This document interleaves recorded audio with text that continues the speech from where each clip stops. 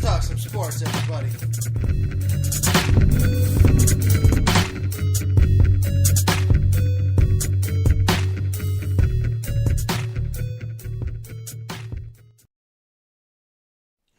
All right. Thanks for tuning in.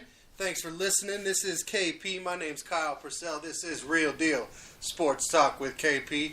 You can check us out on Facebook, Real Deal Sports Talk with KP. We are out there in the Twitterverse at Real Deal KVP. Check out our website, realdealsportstalkwithkp.com, where we do our weekly blog, Real Take Tuesdays. All right, today, it's going to be a short show today. We're not going to get into the political stuff we've been getting into, although we still represent, we are still taking a knee, and we still stand for justice for all at Real Deal Sports Talk with KP. But we're going to talk Major League Baseball playoff picks. It is the divisional series. We got the Astros and Yankees. They're playing right now in Game 2 of that series. So we're going to be a little behind with our picks, but we'll talk a little bit about the teams, how I see the series going, things like that. One series getting ready to kick off tonight, the Cubs and Dodgers, rematch of last year's National League Championship Series. So a lot of good stuff going on there. We got a lot to talk about. We got our Week 6 NFL picks to get in. I'm going to start posting those prior to the Thursday night game. I do a pick'em league where I pick them every week before the Thursday game, obviously, but not being on air with you guys until Saturdays, it can start to look like I'm making stuff up. However, I'll start posting those maybe on the website, Facebook, Twitter. We'll start getting those out there earlier in the week so it looks like everything's on the up and up with that. All right, so we're going to start off with the Baseball Division Championship Series. You got Houston and the Yankees right now. Houston won Game 1, 2-1 over the Yankees. I think right now they're tied late in the game. Honestly, I haven't looked in recently. Actually, no, it looks like they've gone final now. Houston won again 2-1 today. So Houston leads that series 2-0, best of 7 series. I do have Houston in this series.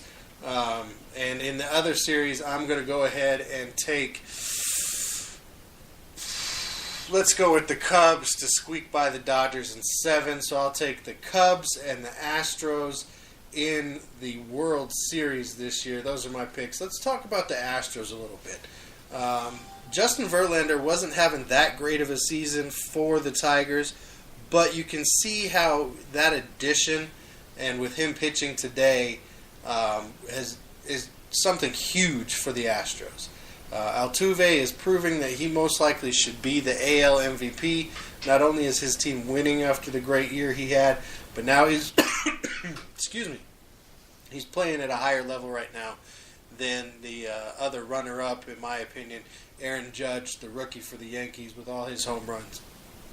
And I really like Houston's roster.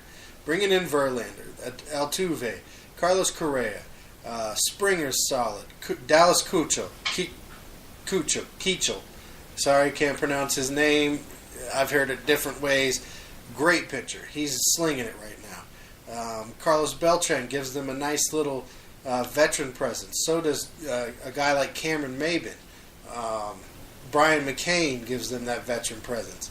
So there's guys on this Houston Astro team, not to mention they just got a bunch of role players, a bunch of guys that do their thing. I really like this Astros lineup. I like them against the Yankees. I like them pretty much against everybody on the American League side, except maybe Cleveland, who the Yankees were able to get by. The Yankees, they're positioning themselves, in my opinion, to be there for the next few years. They got a lot of young pieces right now. Obviously, the Aaron Judge, Gary Sanchez, Bird. Chapman's an older guy who didn't really pan out for them as far as I'm concerned this year. Starlin Castro. Who am I missing? Jacoby Ellsbury, when he's healthy, he's a decent player. Hasn't really lived up to the promise that I expected. And then they got some young guys at pitcher, some young guys in their system. I really think the Yankees are positioning themselves right now to be there for a while. Todd Frazier playing third base for him. Clint Frazier in left field. He's a young guy that is looking pretty good. So I think the Yankees expect them to be there for a while. I don't think it's this year for them. I think they're close. They're going to be competitive for some time now. They've done a good job of retooling that roster. And I'm honestly impressed. I did not expect them to make it this far this year. They have. And congratulations to them. Moving over to the National League side, like I just said, I'm taking the Cubs in this series. I think they'll go ahead and squeak by. I think that playoff experience they gained last year is going to give them some mental toughness that you just can't get anywhere else. You can't buy that. You can't find it. You can't coach it. You can't teach it. They've been there and they've done it now.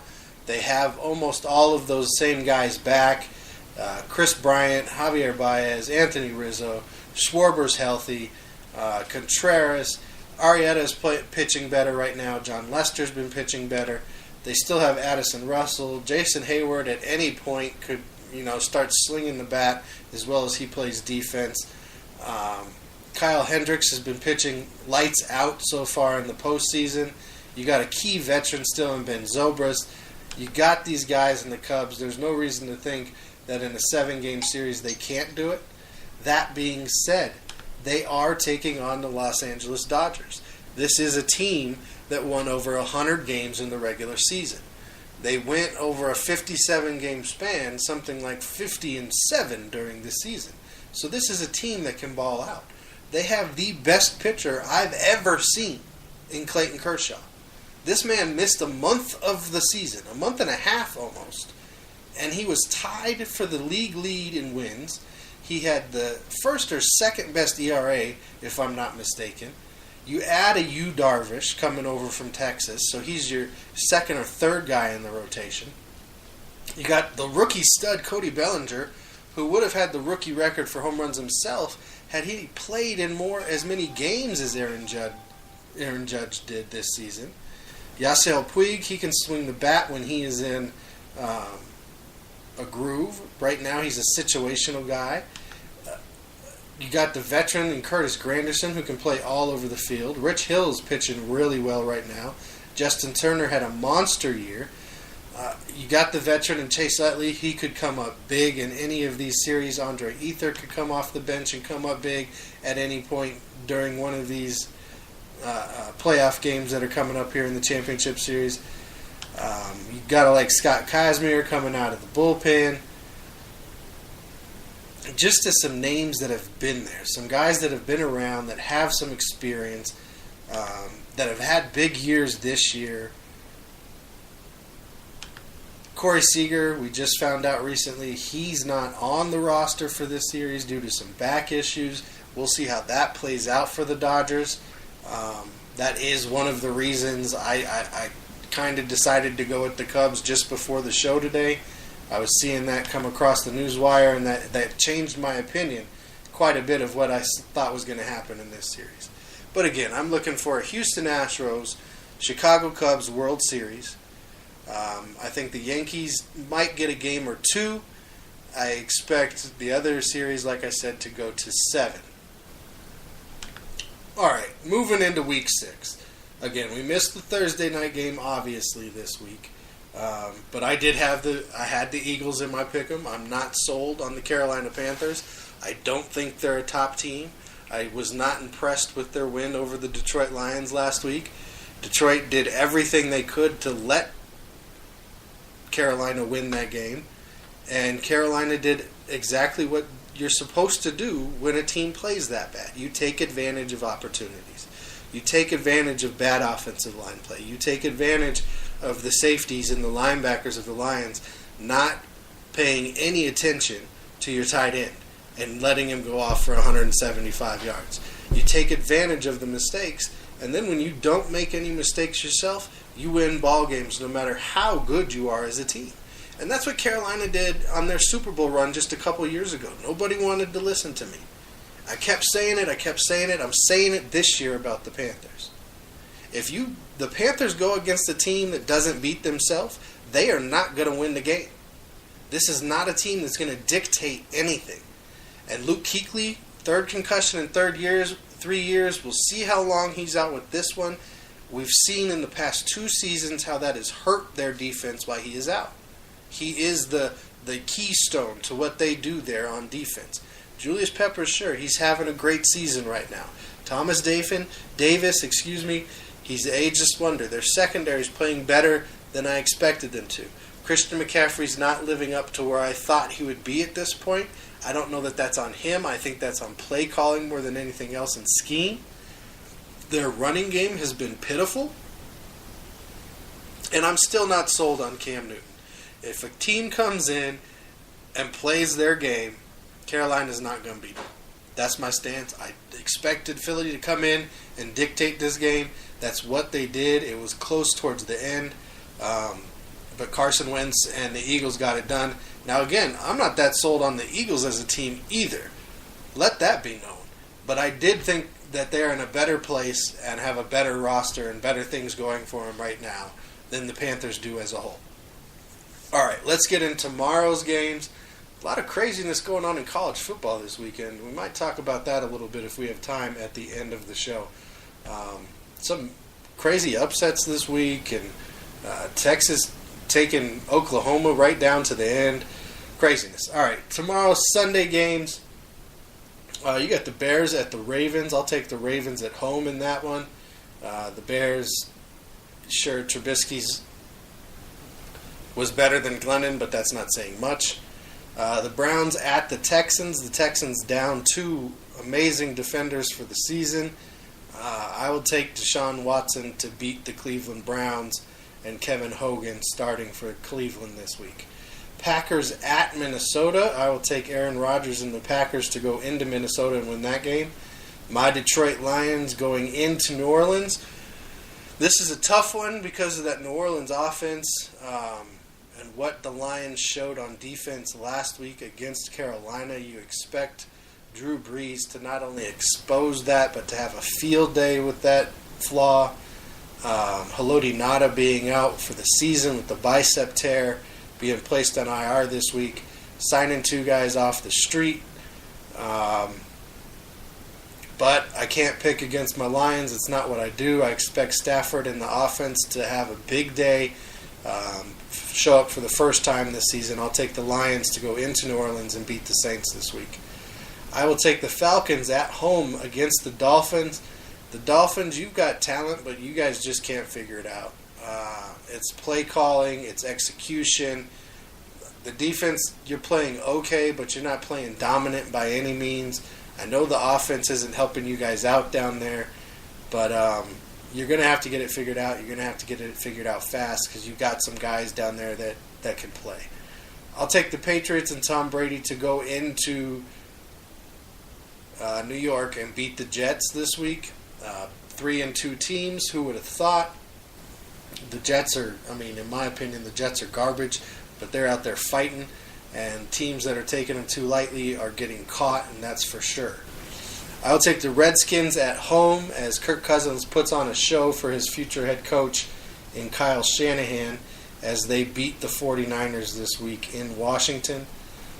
I'll take Tampa Bay to go into Arizona and win in a close game, as Arizona's fighting now at least, as they're the first game here in the afternoon tilt tomorrow.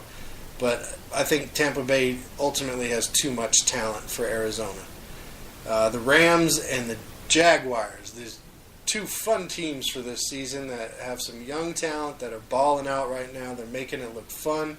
The Jags at home. Rams on the road, going to the East Coast. The Jags defense has really been getting it done. I expect Calais Campbell to come out and maybe have a couple sack performance against the Rams. I expect the Rams defense to have something special for Blake Bortles and try to take away Leonard Fournette, as he's been having some big weeks here recently for the Jaguars. However, that being said, I will take the Jaguars at home to beat the Rams this week. Steelers at Chiefs. You got to go with the Chiefs this one, as the Steelers look like they are in disarray. However, I am going to go. I'm changing my pick right now. I took the Chiefs at home in my pick'em. I'm changing that pick right now. I'm going to take the Steelers with the upset over the Chiefs Sunday afternoon. Chargers at Raiders. It's reported that Derek Carr is going to play this week for the Oakland Raiders. However, I'm going to go with the Chargers. Let's just keep it fun. I'm taking a lot of road teams this week. I'll take the Chargers again to beat the Raiders, who look like they're struggling right now to find an identity on offense and do anything on defense outside of Khalil Mack playing football. The Sunday night game, I know nobody's giving the Giants a chance. There's a good reason for that. Their offensive line is pitiful. Their running game hasn't been all that much. They lost 3 receivers for the year last week. Dwayne Harris, Brandon Marshall, Odell Beckham. Sterling Shepard, I believe, is out this week with an ankle as he's still in a walking boot. On the defensive side of the ball, there's clearly turmoil going on there. Olivier Vernon's not playing this week. DRC suspended indefinitely. Will Eli Apple be there or not, and how much effort is he going to give with what's going on with him? Broncos defense at home against this offense. They could get caught. It could be a sleeper game, but I expect Denver to go ahead and pull this one out on Sunday night. And then on Monday night, you have the Colts and the Titans. Mariota is supposed to play this week. Andrew Luck is not. I will take the Titans to go ahead and hold home field advantage and get past the Colts this week. All right, let's look a little bit into the college football landscape because we have some time left. I told you guys this would be kind of a quicker kind of show. Just doing the predictions for the division series and then week 6 for football. Going through some of the college scores. Alabama's up right now 10-0 on Arkansas. I expect them to win that one. Like I said earlier, Oklahoma did end up closing out that game against Texas, winning 29-24. Texas kept it a lot closer than I thought they would after Oklahoma jumped out to a 20-10 lead at halftime. But they fought in the second half and they kept it close. So, the Horns, they're trying to build something there with Tom Herman. It's going to take a little while, but, good effort today. TCU wins over Kansas State 26-6. Wisconsin holds off Purdue. LSU upsets Auburn after LSU's had their, heart broken a couple times already this year. Now Auburn has felt that sting. Miami squeaks past Georgia Tech this week. Oklahoma State just destroys Baylor 59-16. Michigan gets by Indiana in overtime 27-20. Michigan is really struggling this year on offense after expecting them to struggle on defense with all of the defensive starters that they lost. We all know Syracuse, they upset number 2 Clemson last night. Ohio State, they play here pretty soon against Nebraska. USC has Utah, 4-1 Utah team, unranked but 4-1. They could cause some trouble there for USC. Washington's taking on Arizona State, another Pac-12 matchup. Oregon's taking on Stanford. Oh, and then Cal beating up Washington State, just getting at them, 37-3. I almost forgot about that one. Another upset from last night is both games on Friday the 13th were something to see.